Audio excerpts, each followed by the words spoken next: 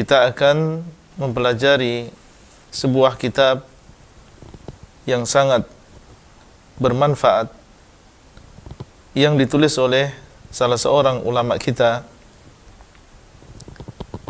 Kitab tersebut adalah Kitab Tauhid alladhi huwa haqqullahi 'alal 'abid,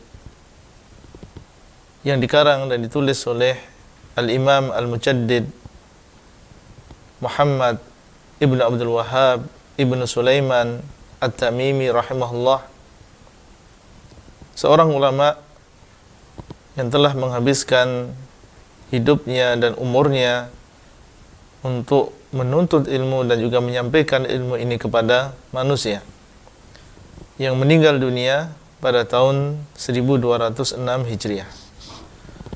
Dan pada kesempatan kali ini insyaallah kita akan memberikan muqaddimah, pembukaan terhadap kitab ini.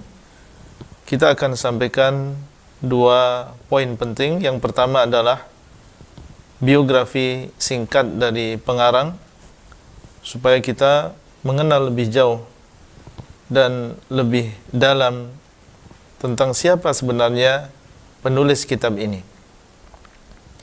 Kemudian yang kedua, kita akan mengenal lebih jauh tentang Kitab Tauhid, bagaimana kedudukan dia dan siapa yang telah menjelaskan dan mensyarah kitab tersebut, dan apa manhaj dan metode yang dilakukan oleh penulis di dalam kitab ini. Poin yang pertama adalah tentang biografi penulis. Nama beliau adalah Muhammad Ibn Abdul Wahhab Ibn Sulaiman Ibn Ali Ibn Muhammad Ibn Ahmad Ibn Rashid Ibn Barid atau Buraid Ibn Mushrif An-Najdi At-Tamimi. Ini adalah nasab beliau. Beliau dari Bani Tamim. Adapun kelahiran beliau, maka beliau dilahirkan pada tahun 1115 Hijriah. Dilahirkan pada tahun 1115 Hijriah. Dilahirkan Syekh rahimahullah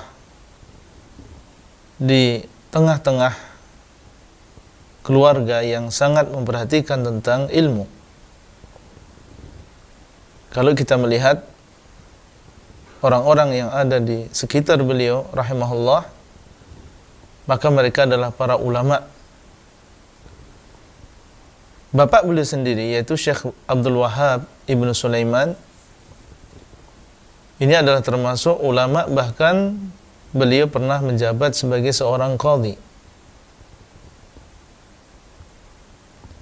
Kemudian kakek beliau yaitu Syekh Sulaiman At-Tamimi, beliau juga seorang alim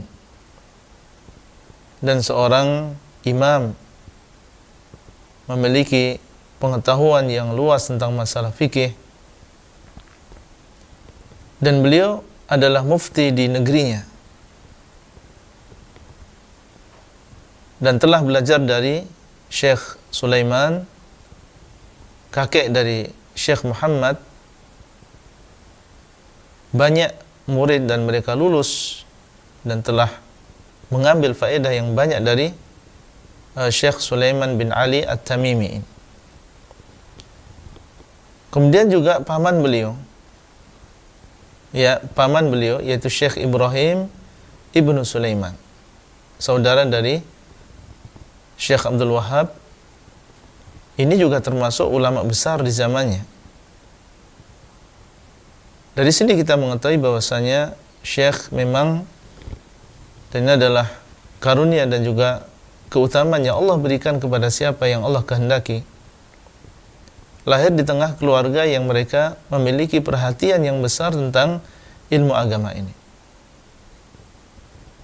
Dan tidak semua orang mendapatkan kesempatan demikian.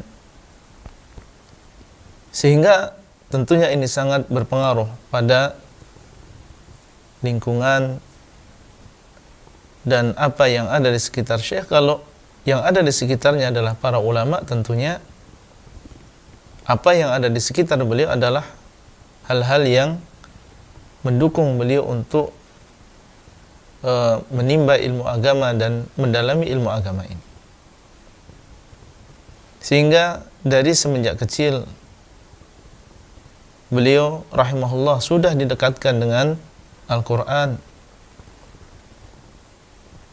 sehingga ketika berumur 10 tahun atau sebelum 10 tahun, kalau di zaman kita maka ya kelas 3 SD atau kelas 4 SD. Sebelum itu beliau sudah diberikan oleh Allah kelebihan selesai menghafal Al-Quranul Karim. Tentunya ini semua setelah taufik dari Allah SWT dengan lingkungan yang sangat mendukung. Ditambah lagi Allah SWT memberikan kelebihan kepada beliau rahimahullah dengan kecerdasan, ya, kecerdasan yang luar biasa dan cepat di dalam menghafal, mudah di dalam memahami. Ini disebutkan oleh ya sebagian ulama, sebagian masyayikh yang mereka menulis tentang tarjamah dan juga biografi beliau. Dan tentunya ini juga kelebihan dan keistimewaan yang Allah SWT berikan kepada seseorang. Lingkungan yang baik ditambah dengan ya kecerdasan dan kecepatan di dalam menghafal. Setelah beliau menyelesaikan Al-Quran, maka beliau melakukan seperti yang dilakukan oleh para tulabul ilm, mempelajari ya ilmu satu demi satu dari para ulama, dan beliau mempelajari kitab-kitab fikih Hambali dari bapak beliau sendiri. Karena bapak beliau adalah seorang ulama, beliau belajar dari bapaknya dan juga dari para ulama yang lain. Dan ini adalah cara para penuntut ilmu di dalam menimba ilmu bersimpuh di hadapan para ulama. Karena bapak beliau adalah seorang ulama juga, maka beliau pun banyak mengambil faedah dari bapak beliau ini. Di samping itu, beliau tidak mencukupkan diri dengan menghadiri majelis ilmu, tapi beliau juga dikenal sebagai orang yang banyak mutala'ah, ya, banyak membaca sendiri. Dan ini juga termasuk pintu di antara pintu-pintu untuk mendapatkan ilmu agama. Beliau mempelajari kitab-kitab tafsir, hadis, ya, kitab-kitab usul. Dan Syekh rahimahullah memiliki perhatian yang besar terhadap kitab-kitab yang dikarang oleh Syekhain, yaitu Syekhul Islam Ibnu Taimiyah dan juga muridnya Al-Imam Ibnul Qayyim rahimahullah. Dan karena beliau punya perhatian yang besar dan berusaha untuk membaca kitab-kitab yang ditulis oleh Ibnu Taimiyah dan juga Ibnul Qayyim, tentunya ini memiliki pengaruh yang besar terhadap kejiwaan beliau, terhadap keilmuan beliau.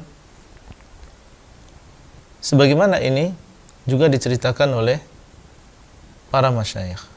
Ya, sebagian mereka menceritakan bagaimana mereka mendapatkan faedah yang besar, faedah yang banyak ketika mereka mau membuka dan menelaah kitab-kitab yang ditulis oleh Ibnu Taimiyah dan juga Ibnul Qayyim, di mana kitab-kitab mereka disertai dengan hujjah yang kuat, baik dari sisi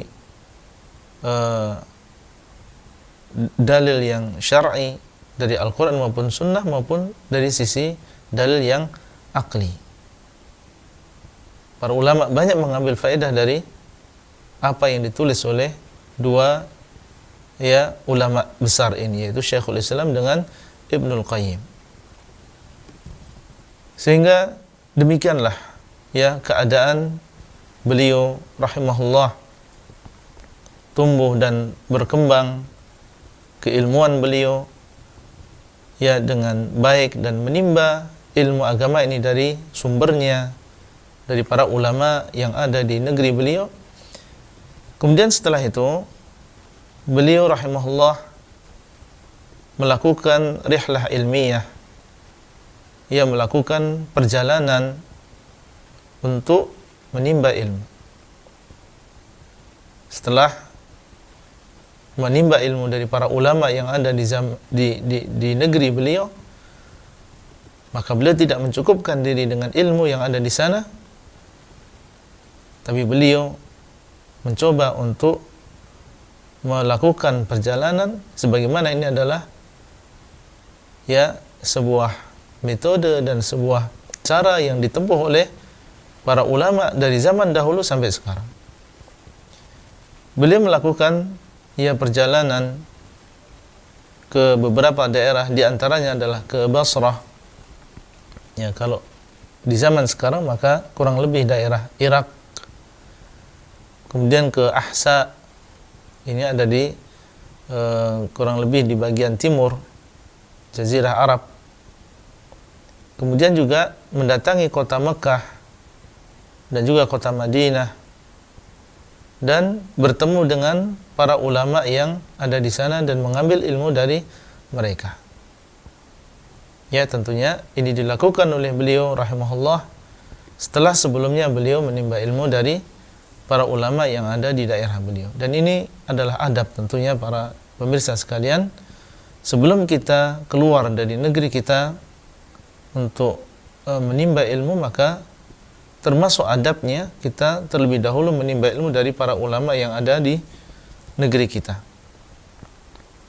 Taib. Kemudian di antara yang syuyukh atau para ulama yang sempat Syekh Muhammad bin Abdul Wahab menimba ilmu dari mereka, di antaranya adalah Syekh Muhammad Hayah As-Sindi.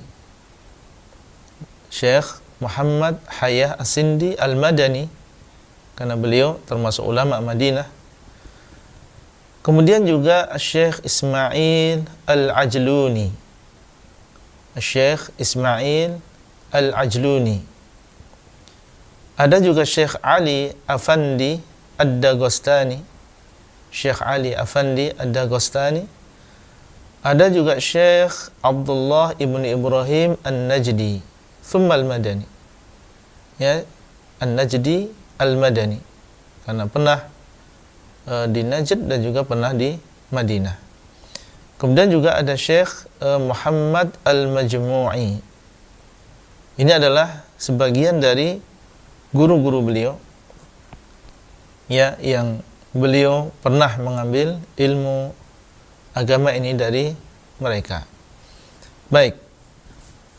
Kemudian di antara yang terjadi setelah itu, ketika beliau rahimahullah sudah melangkah di dalam ilmu agama ini dan memiliki kemampuan, di antara yang disebutkan tentang beliau, pernah juga beliau melakukan diskusi ringan tentunya dengan bapaknya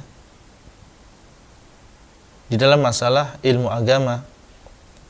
Demikian pula juga pernah mengadakan diskusi tentang masalah agama dengan pamannya yang berkaitan dengan ilmu yang mereka pelajari.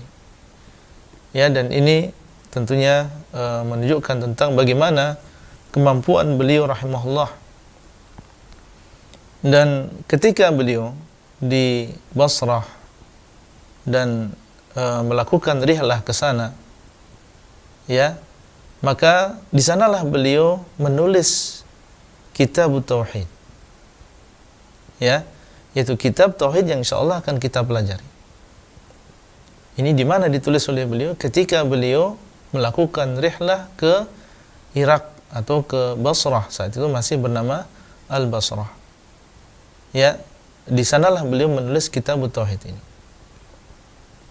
Dan ini menunjukkan tentang bagaimana dininya beliau, bagaimana Allah SWT memberikan kepada beliau kemampuan di masa yang masih dini sebagai seorang talibul ilm, beliau sudah bisa menulis kitab tauhid yang banyak para ulama dan para tulabul ilm yang mereka mengakui tentang kebagusan dan keistimewaan kitab ini. Ya, dan bagaimana beliau mengurutkan kitab ini, bagaimana beliau menulis kitab ini, dan ternyata ini ditulis oleh beliau ketika beliau rihlah ke Al-Basrah. Dan ini adalah di awal, ya, di awal sebelum beliau terjun dan terjun langsung di dalam medan dakwah secara luas. Ini di awal ketika beliau menuntut ilmu dan melakukan rihlah ke Al-Basrah.